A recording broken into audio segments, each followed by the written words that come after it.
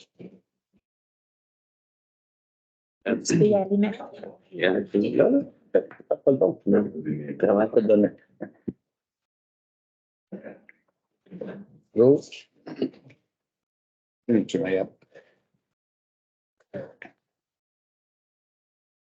Bonsoir tout le monde. Bienvenue à la séance régulière du Conseil. Nous sommes le 15 janvier 2024, premier lundi de l'année où on se réunit.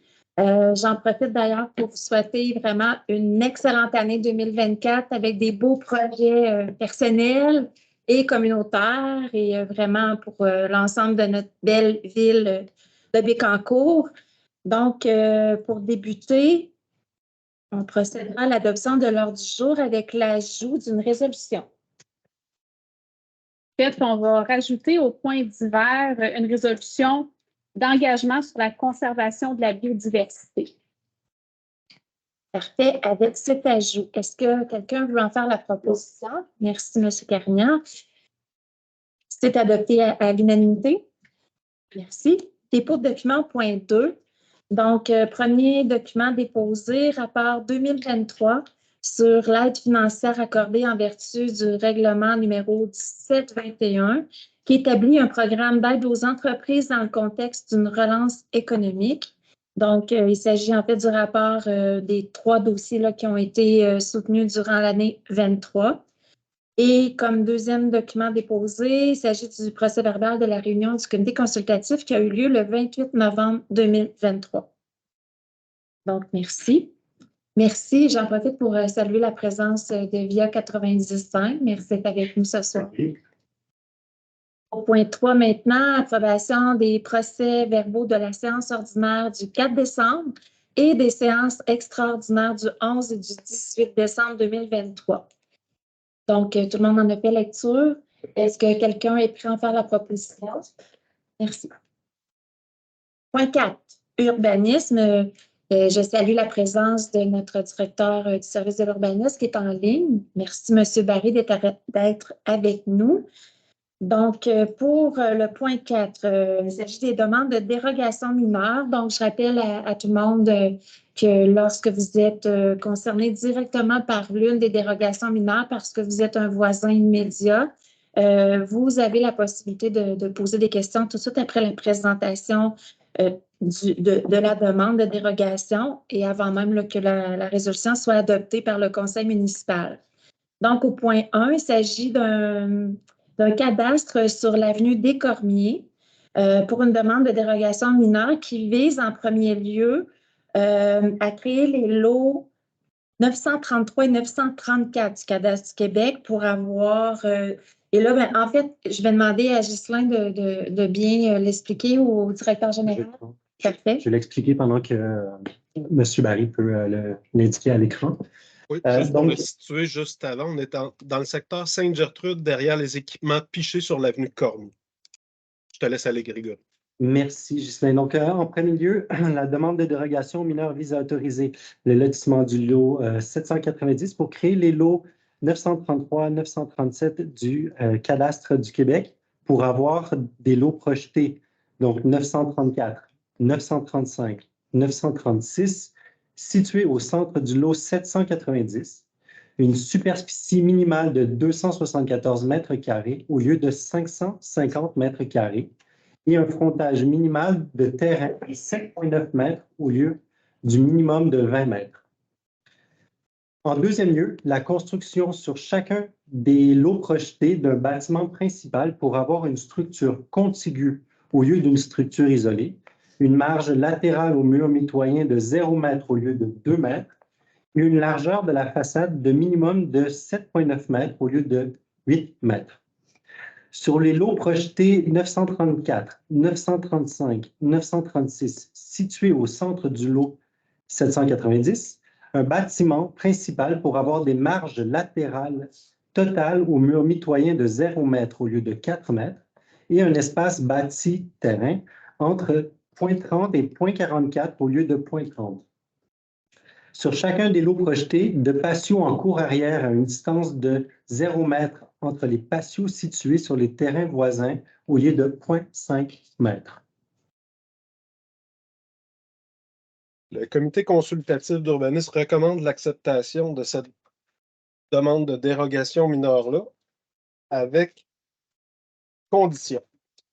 La première, c'est de prévoir une servitude pour les lots 934, 935 et 936 sur le lot 933 ou 937 et ou afin d'accéder à la cour arrière de ces lots-là pour l'entretien ou le remisage en arrière-lot. D'avoir aussi une convention de mitoyenneté et des servitudes réciproques pour les empiètements de débord de toit, les semelles de fondation, drains de fondation et le revêtement extérieur pour les structures contiguës. Et un rappel de la réglementation sur la rétention des eaux, surtout pour les 3 lots du centre. S'il y a plus de 45% de la superficie totale du terrain qui est en surface imperméable.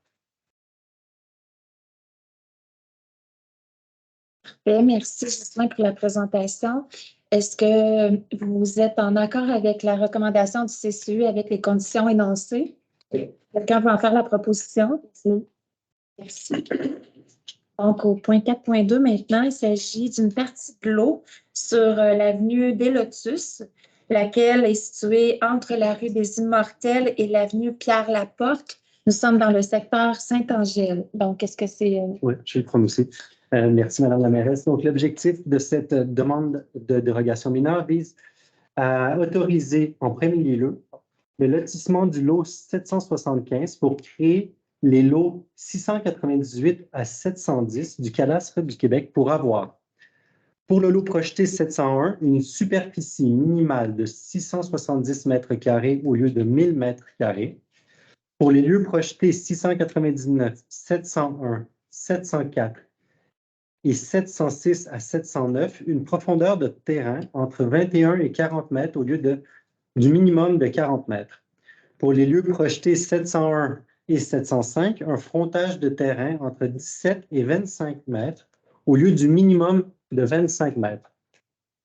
Un îlot de terrain d'une longueur de 80 mètres au lieu d'un minimum de 140 mètres.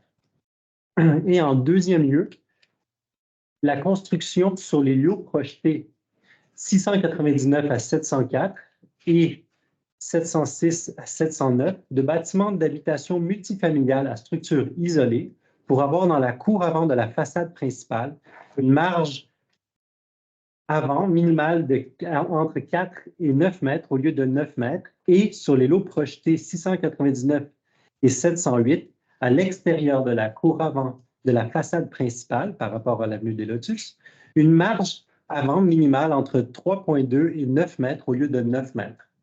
Sur le lot projeté 701, d'un bâtiment d'habitation multifamiliale à structure isolée pour avoir une marge latérale minimale de 2 mètres au lieu de 3 mètres et un espace bâti terrain maximal de 0,38 au lieu de 0,3. Sur les lieux projetés 701, 704 et 707 à 709, de bâtiments d'habitation multifamiliale à structure isolée pour avoir une marge arrière minimale entre 3,6 et 8 mètres au lieu de 8 mètres. Sur le lot projeté 705, un bâtiment d'habitation multifamiliale à structure isolée pour avoir un mur avant principal qui n'est pas sensiblement parallèle à la ligne avant du terrain. Sur les lots projetés 699 à 704, 706 et 707, d'escaliers, de patios et de balcons attenant au bâtiment d'habitation multifamiliale à structure isolée pour avoir un empiètement dans la marge avant de 2 à 9 mètres au lieu d'un maximum de 2 mètres et la construction d'escaliers extérieurs sur les lieux projetés 701 et 704 pour avoir une marge avant minimale de 0 mètre par rapport au stationnement arrière projeté au lieu de 2 mètres. Sur les lots projetés 701, 708 et 709 de patios, de balcons, de galeries et d'escaliers extérieurs attenant au bâtiment d'habitation multifamiliale à structure isolée, pour avoir un empiètement dans la marge arrière de 2 à 5,4 mètres au lieu d'un maximum de 2 mètres. Le comité consultatif d'urbanisme recommande l'acceptation de cette dérogation mineure-là sous condition. Il y en a plusieurs. À ce qu'un écran végétal tels que des conifères soient aménagés afin de rendre les bâtiments des futurs lots 701 et 704 moins visibles de la voie publique et le maintien de ces écrans. Les arbres devront avoir un diamètre minimum de 50 mm calculé à 10 cm du sol et une hauteur minimale de 2 mètres. Il en est de même pour les futurs lots, aussi pour dissimuler les escaliers et les galeries arrière de la rue des Lotus.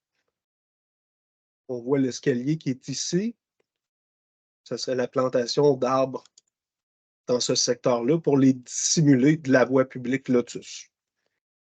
À ce qu'au moins un arbre par îlot gazonné des stationnements de chaque logement soit planté et conservé avec les mêmes dimensions que stipulées à la première condition. À ce qu'il soit possible d'implanter les servitudes en faveur de la ville et de construire les services d'aqueduc et d'égouts nécessaires pour le bâtiment ici qui est enclavé et celui-là. À la conclusion et à la publication d'un acte pour la localisation, les manœuvres de stationnement et leur accès des droits de servitude réels et perpétuels de passage par destination du propriétaire en faveur de l'un et l'autre des futurs lots, afin d'autoriser l'accès partagé au stationnement et aux allées de circulation lorsque requis, étant donné qu'on entre sur un terrain pour se rendre au lot qui est enclavé, mais les manœuvres de stationnement, quand on recule, on passe sur le terrain du voisin pour en ressortir et vice-versa. Et au dépôt d'un plan de rétention des eaux conforme à la réglementation en vigueur, tel qu'un plan préliminaire nous a été soumis par l'ingénieur pour la gestion des eaux sur le terrain, étant donné qu'il n'y a pas de bassin de rétention. Donc, ça fait le tour des conditions émises par le comité consultatif, M. Barry? Oui, ça fait le tour de la recommandation. OK. Donc, pour ce qui est du conseil municipal, après étude du projet, le conseil accepte de façon partielle les conditions recommandées par le comité consultatif. 2 conditions sont refusées et il y aura certaines conditions qui seront ajoutées. Donc, parmi les 2 conditions, en fait, c'est ça, parmi les conditions refusées, il y en a 2. Premièrement, la marge de 2 mètres devrait être de 2 mètres au lieu de 3 mètres sur le lot 701 identifié sur le plan de l'arpenteur daté du 22 novembre.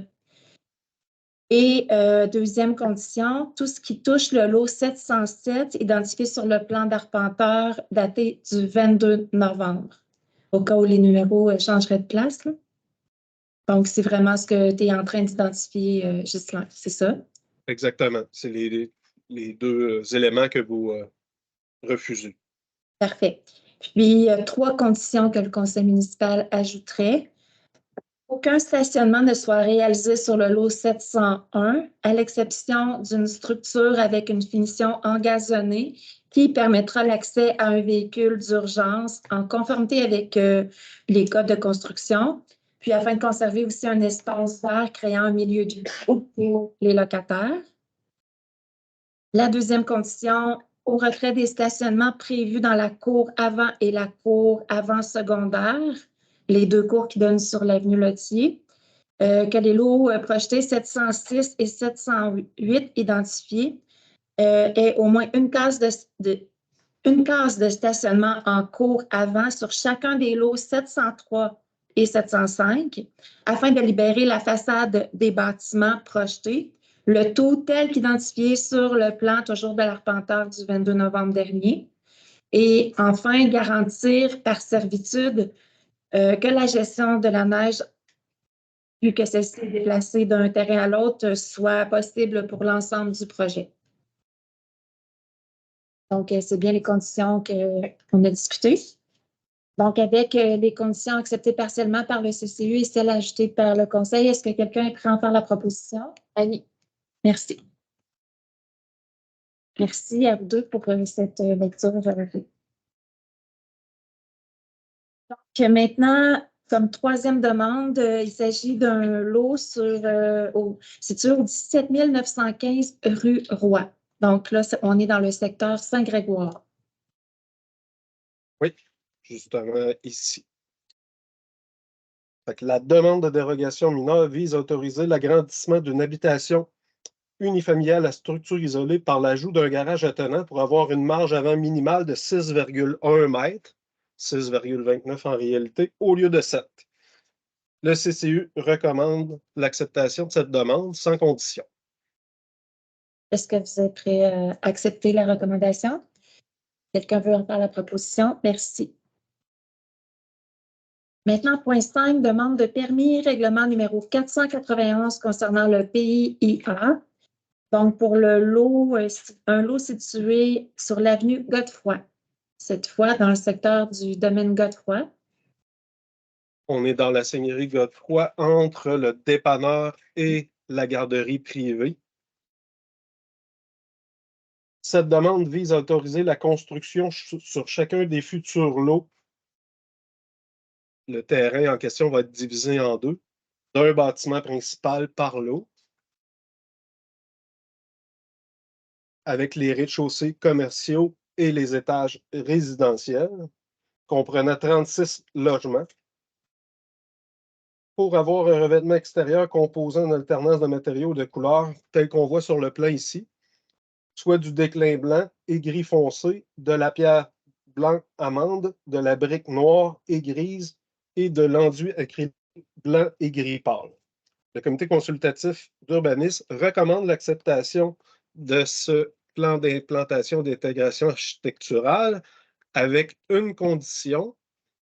Je vous emmène sur le plan d'implantation, que les conteneurs à déchets et récupération soient entourés sur au moins 3 côtés d'un écran afin de dissimuler ces éléments-là de la piste cyclable située juste derrière. Parfait, merci. Est-ce que vous êtes en accord avec cette recommandation? Quelqu'un veut en faire la proposition? Merci, Guillaume. Maintenant, point 6, adoption de règlement. Les règlements qui suivent ont fait l'objet de consultation publique ce soir même à 18h30. Donc, premier règlement de concordance, en fait, c'est le règlement 1744.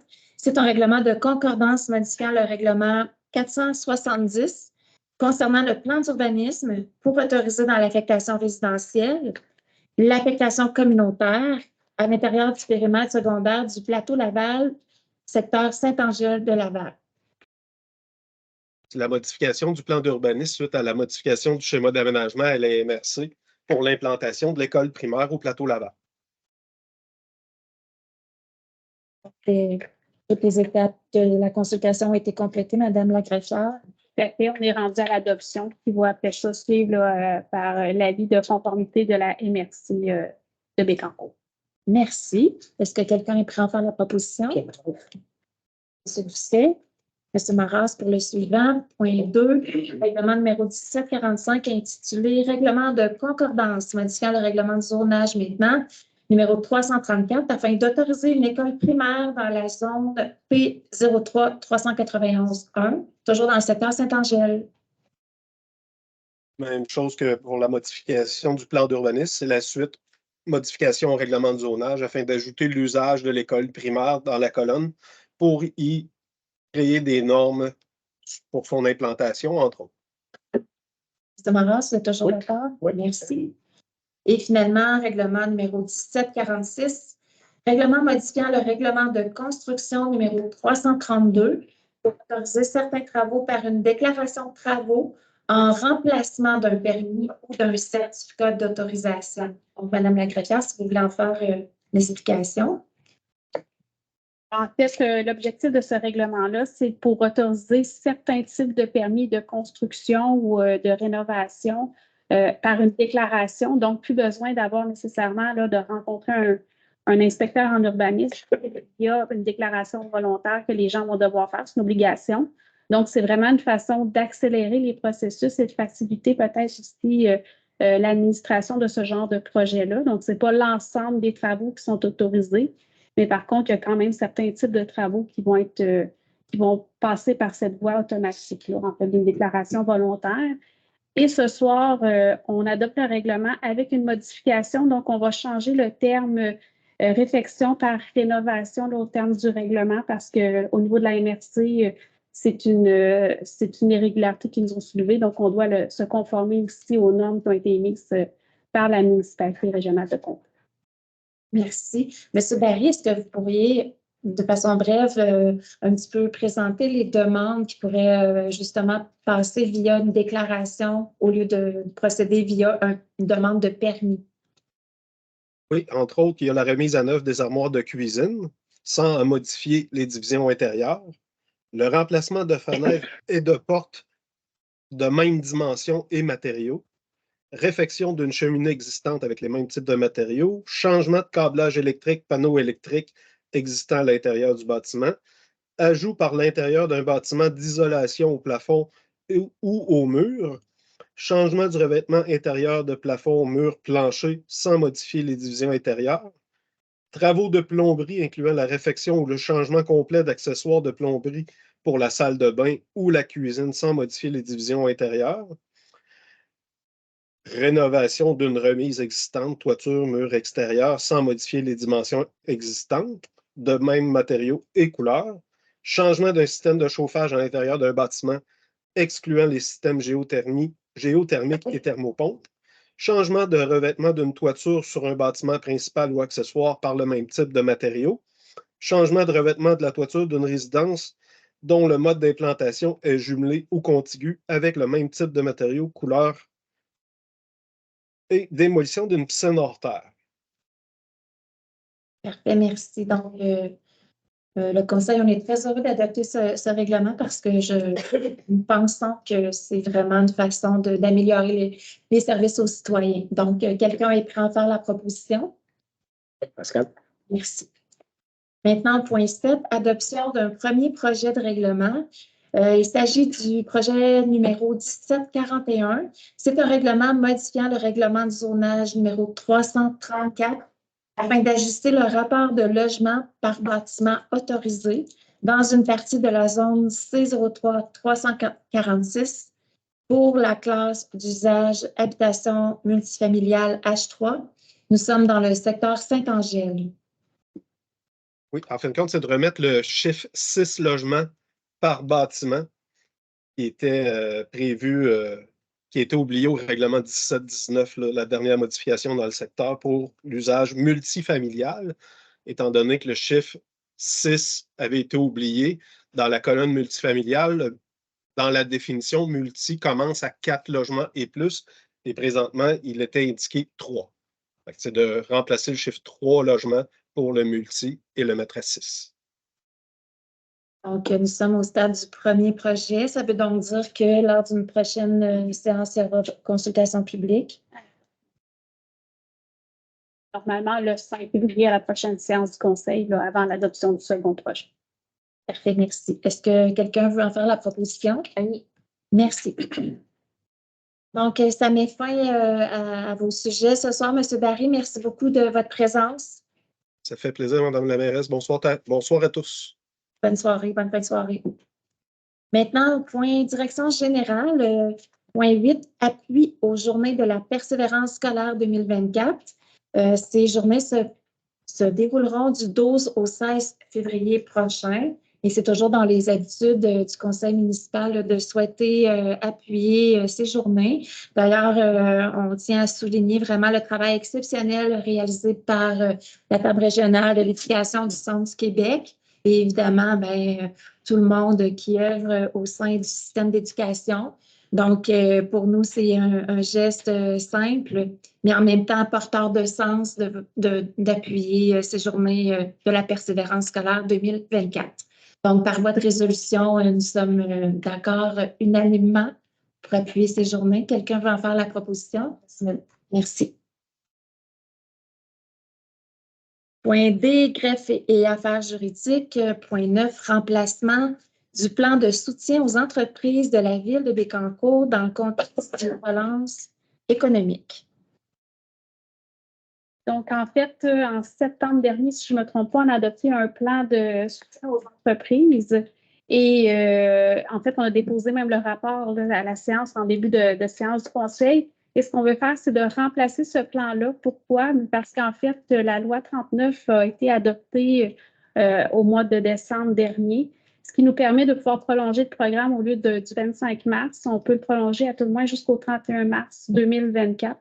Donc, on veut prolonger notre programme de relance économique Et on va venir aussi ventiler les volets pour la subvention de crédit de taxe. On a un 300 000 qui va être investi en subvention et un 200 000 en crédit de taxe.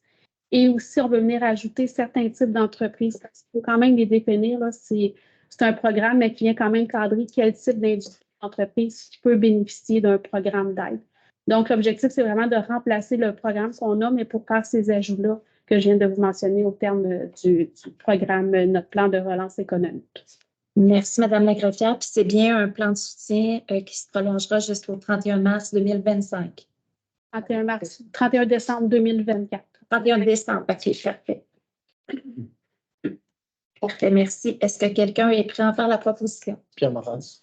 Merci. Est-ce que vous êtes tous unanimes? D'accord. Donc, c'est unanime. Maintenant, dans le même sujet, il s'agit de l'avis de motion et dépôt de projet de règlement pour justement le règlement modifiant le règlement 1721 plutôt, établissant un programme d'aide aux entreprises dans le contexte d'une relance économique. Donc, en fait, notre plan que je viens de vous parler, pour être mis en application, ça nous prend un règlement. Donc, c'est le règlement, les ajouts, les modifications qu'on a faites au plan, les préciser dans notre réglementation. Donc, l'objectif, c'est vraiment de dire par règlement que la date est reportée au 31 décembre 2024.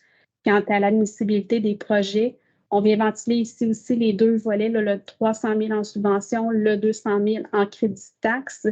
Il y avait une modification aussi au code 82-94. Il y avait une erreur, donc on le remplace pour 82-99. Et on est venu aussi vraiment spécifier les nouvelles entreprises, nouveaux commerces qui peuvent s'inscrire. Donc, on est allé viser un peu plus, on a ouvert pour plus les commerces agricoles, mais qui ont une offre de services commercial. Donc, on est venu ajouter ces types de commerces-là dans la liste des codes d'usage qui sont autorisés. Merci pour les explications. Est-ce que quelqu'un est prêt à en faire la proposition? Annie. Merci.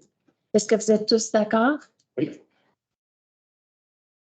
Maintenant, point 11.1, mandat accordé à un notaire pour l'acquisition du lot 3540309 du cadastre du Québec, propriété de le domaine des Tilleuls. C'est à quel endroit déjà le domaine des Tilleuls? Là, l'emplacement exact, c'est à Gentilly. En fait, là, exactement, ça devrait être près des constellations dans ce secteur-là. Puis l'objectif de l'acquisition, c'est que, bon, avec les transactions immobilières qu'il y a eu au fil des années, c'est un terrain qui était une rue projetée, en fait, qui a été oubliée dans les transactions. Donc, on s'est entendu avec la compagnie qui est toujours existante de nous céder cette propriété-là, ce tronçon-là pour pouvoir favoriser le développement parce que, bon, actuellement, il y a un terrain qui est entrecoupé par ce propriétaire-là. Donc, c'est pour venir régulariser une situation là, qui perdure depuis probablement 30 ans. C'est un dossier qu'on vient corriger. Merci. Est-ce que quelqu'un est prêt à faire la proposition? Merci, Guillaume. Vente pour défaut de paiement de taxes, point 12.1. Donc, par voie de résolution, maintenant, c'est d'ordonner à la greffière de vendre les immeubles sur lesquels les taxes n'ont pas été payées en tout ou en partie depuis 2021. Quelqu'un prend par la proposition? Merci. Et dans le même ordre d'idée, d'autoriser la trésorière à acquérir les immeubles sur lesquels les taxes n'ont pas été payées en tout ou en partie depuis 2021. Merci. Est-ce que vous êtes tous en accord? Merci. Finances et trésorerie maintenant, point 13, approbation de la liste des chèques à ratifier et des comptes à payer au montant de 5 815 944 et 77 sous. Donc, vous avez pu prendre connaissance de l'ensemble des chèques à ratifier, des comptes à payer. Est-ce que quelqu'un est prêt à faire la proposition? Merci. Point 14, des comptes progressifs, autorisation de paiement, sur recommandation et vérification de notre directrice des finances. Donc, premier point, des comptes progressifs final numéro 10 pour le bouclage de la conduite d'aqueduc entre le réservoir du plateau Laval et le réservoir de la Société du parc industriel et portuaire de Bécancour.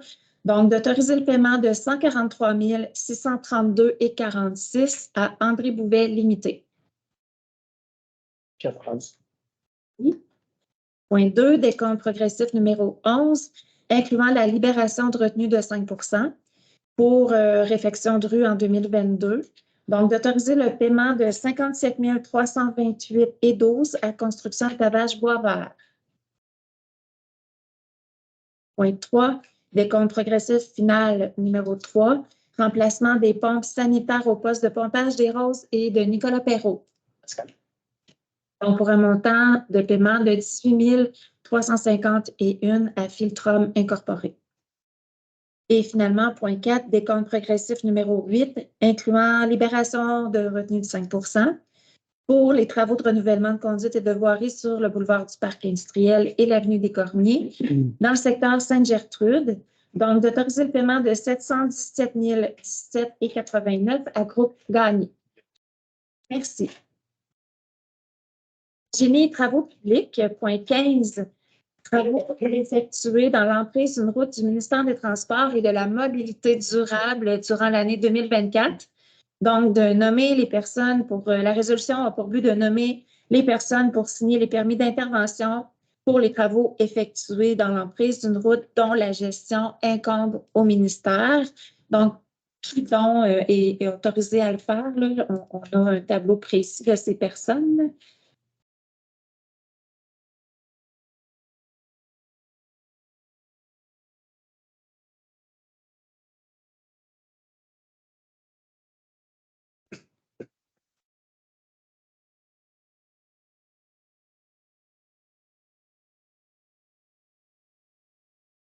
Je ne vais pas vous prendre de cours. Désolée, Madame la greffière.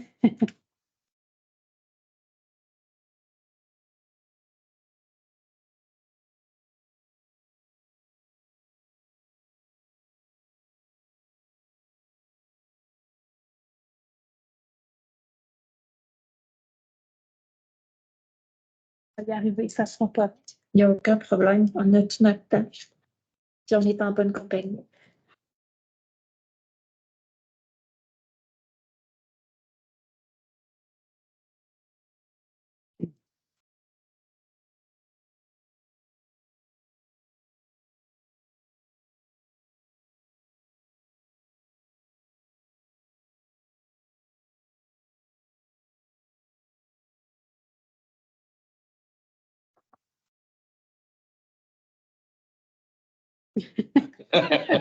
Et on tout tu l'as lu?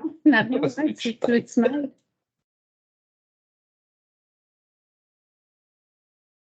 En espérant que... Est-ce commencé, Marc-Claude? Non. Non. Ça pas une autre. Mon dos, c'est les ingénieurs au travaux publics, le directeur des publics, le directeur du développement durable aussi. Et les chefs des opérations, de nos opérations, et le secrétaire des opérations. Les gens qui ont intervenu. Grosso modo, c'est des personnes. Parfait. Merci beaucoup pour les informations. Désolée pour ma question impromptue. C'est correct? C'est dynamique. Ben oui, ben oui. Donc, quelqu'un est prêt à faire la proposition? Marion. Merci. Point 16 maintenant, soumission et octroi de contrat. Pour le point 1, il s'agit de la fourniture et livraison de fleurs annuelles et de jardinières pour la saison 24. Donc, suivant les soumissions demandées, c'est d'accorder le contrat au plus bas soumissionnaire conforme, soit la jardinerie Fernand Fortier Incorporée pour le prix de 29 751,39, taxes incluses. Est-ce que quelqu'un est prêt à faire la proposition? Merci. Et deuxième contrat maintenant, fourniture d'un groupe pompe diesel centrifuge. D'accorder le contrat au plus bas soumissionnaire conforme, soit Industrie Touromont Limité, location d'équipement Battlefield, pour le prix de 98 718,3, taxes incluses. Merci beaucoup. Point G maintenant, gestion des talents. Pour le point 17, confirmation d'embauche. Donc, il s'agit de confirmer l'embauche. Est-ce que vous voulez les nommer, Monsieur le directeur général? Oui, bien sûr, de Maggie Charland, qui est adjointe de service, puisqu'elle a joint notre équipe la semaine dernière aux travaux publics. Donc, elle est embauchée le 3 janvier 2024. en remplacement de la qui était là auparavant, qui est devenu maintenant approvisionniste pour la ville. La deuxième embauche, c'est M. Mario Raymond, qui est opérateur à la centrale de traitement des eaux, donc dans l'équipe des travaux cliniques. Donc, c'est un travailleur temporaire. Il est embauché le 8 janvier en remplacement de notre employé. Parfait, merci. On soit bienvenue à ces deux personnes. Est-ce que quelqu'un veut en faire la proposition? Jasmine. Merci beaucoup. Et maintenant, point 18, une résolution pour une fin d'emploi. Il s'agit de l'employé numéro 1384. Est-ce que je peux en faire la proposition? Merci. Point 19. Une résolution maintenant pour autoriser l'entente déterminant les conditions salariales, avantages et bénéfices accordés aux employés cadres de la Ville.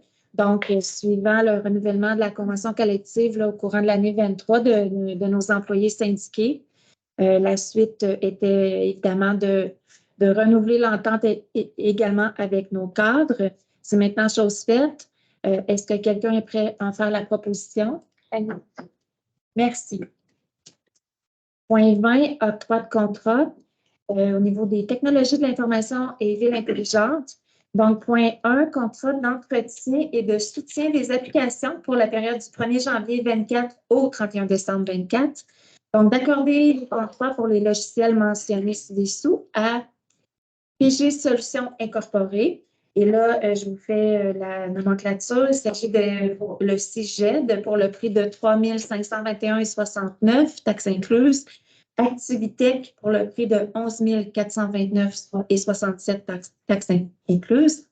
Et finalement, portail de données immobilières, permis en ligne, plateforme Voilà et compte de taxes en ligne pour le prix de 16 980,66, taxes incluses.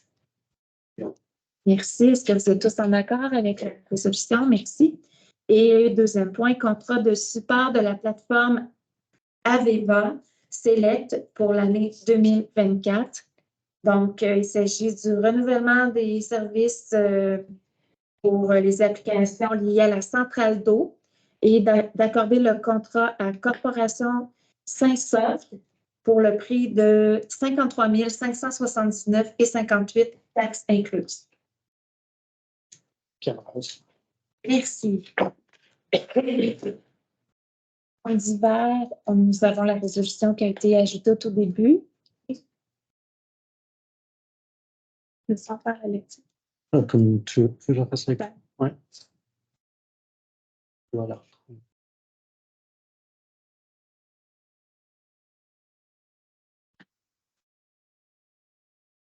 Pas très long.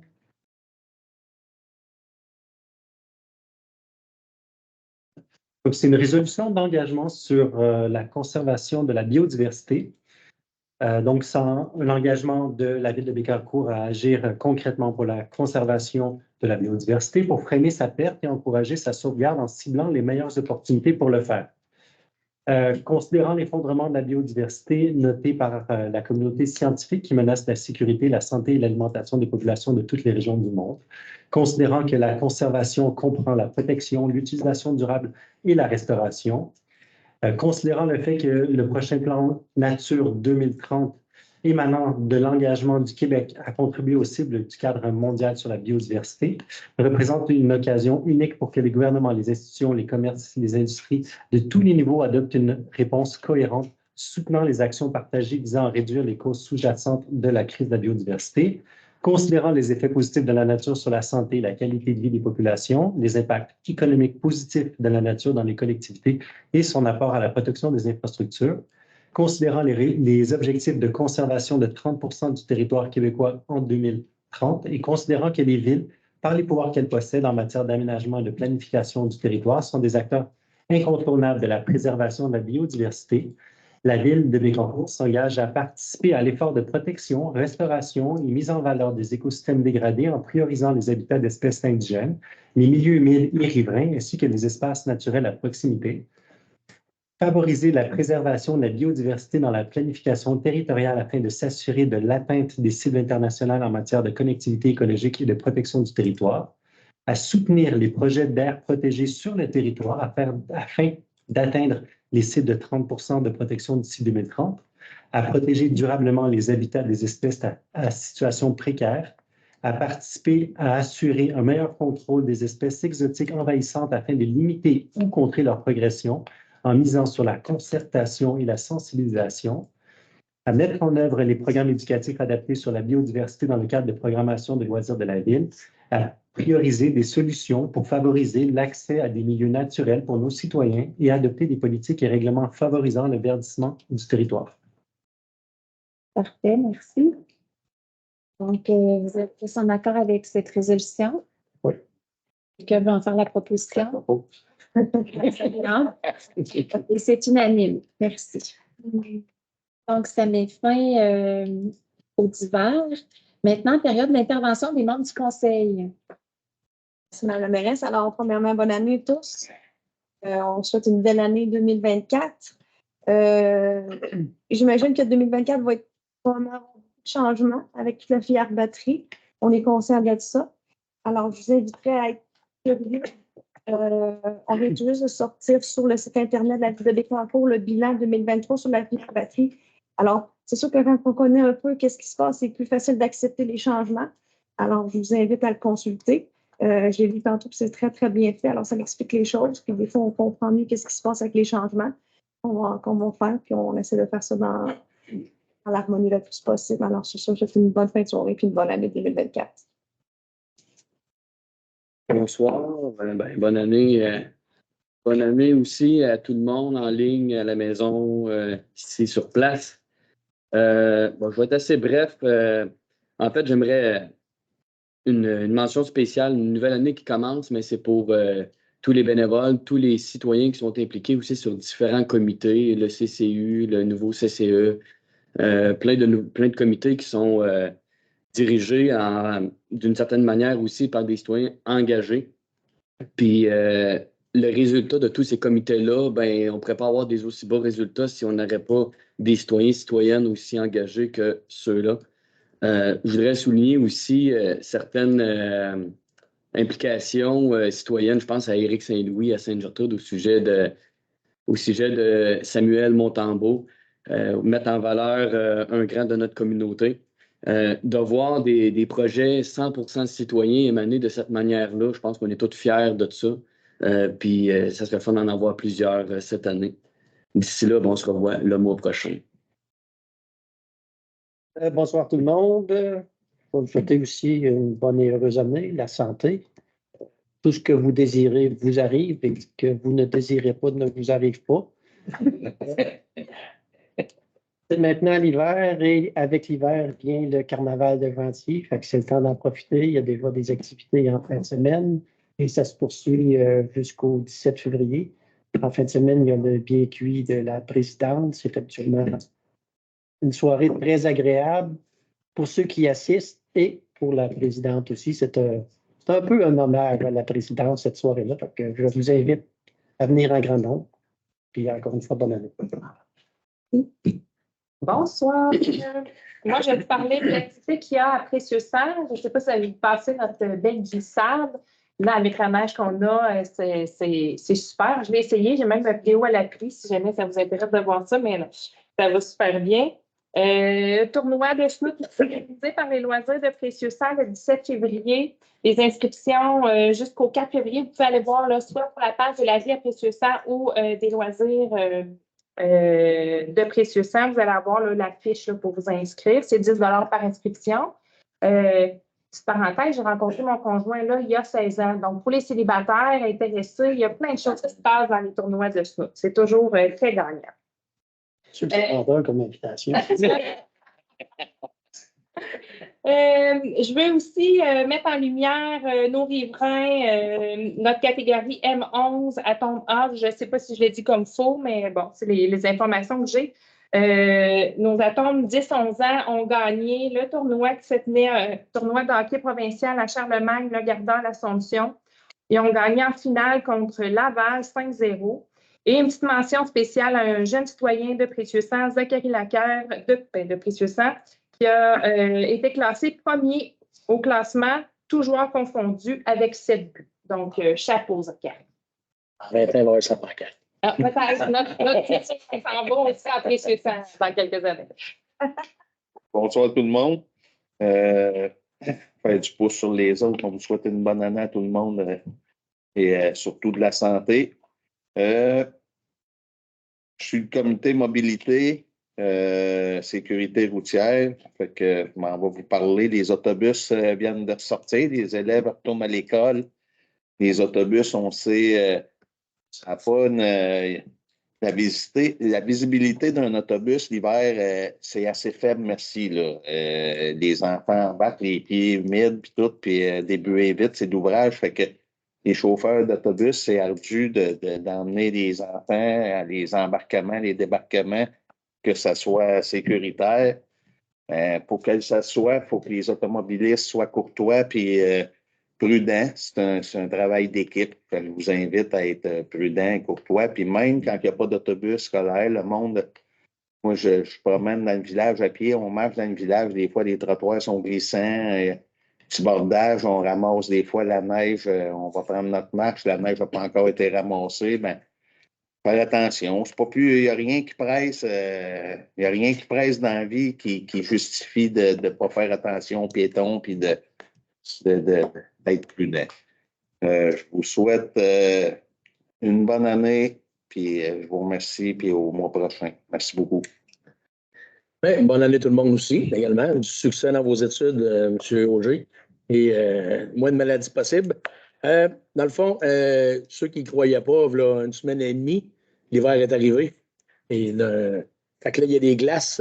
Pas mal, toutes les patinoires sont faites grâce à plein d'implications. Fait que c'est vraiment le fun. À Saint-Angèle, on a eu même un gros déneigement avec plein de citoyens qui sont venus là, pour aider les bénévoles qui étaient là. Fait que impliquez-vous, c'est vraiment le fun. On peut sortir dehors puis prendre l'air, dans le fond, c'est toujours plaisant. Également, je vous invite à Saint-Angèle sur les pistes cyclables.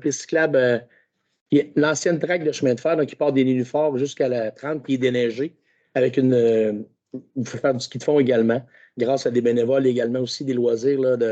C'est vraiment le fun. Il y a la piste cyclable également. Je sais qu'il y en a qui sont toujours inquiets de voir quand est-ce qu'on va la déneiger. Mais, par contre, soyez sans crainte. Après chaque tempête, elle sera déneigée. C'est la piste cyclable, la nouvelle qui se fait entre le village à la hauteur de la halte routière jusqu'à des Émoricailles. Ensuite de ça, tournoi de hockey bottine également à Saint-Angèle, organisé par une jeune de Saint-Angèle, Rose Duchesneau, en collaboration avec les loisirs, le 9 et 10 février. Alors, si vous voulez rencontrer l'amour, il paraîtrait que c'est la meilleure place. Merci beaucoup. Merci à chacun de vous. Donc, pour aller dans la même veine, en décembre dernier, la Ville a fait parvenir dans tous les foyers bécancourrois la programmation des activités hivernales. Donc, je vous invite vraiment à la consulter. Puis, cette programmation-là est aussi disponible sur notre site Internet. Puis, tout dernièrement, en début de semaine, je crois, la semaine dernière, évidemment, il y a eu la diffusion de la programmation culturelle hiver-printemps. Donc, vraiment, une très belle programmation aussi à consulter et évidemment, pour lesquelles on souhaite une grande participation de notre population. Donc, je tiens à féliciter nos équipes qui ont participé à l'élaboration de cette belle programmation, puis au comité aussi, là, qui est fortement engagé au niveau culturel. Donc, voilà, ça met fin à notre séance publique. Si maintenant, nous serions rendus à la période de questions. Marc-Claude, est-ce qu'il y a des questions en ligne? Ah, excusez. Je courte qui m'est venue après la lecture par Grégory de la longue convention des considérations. Est-ce que vous pouvez le mettre sur le site mobile pour mieux se le voir? Avec plaisir. Il faut ajouter la vidéo de la glissade. Je ne peux pas vous confirmer ce soir, mais je vais travailler fortement. Surveillez les réseaux sociaux.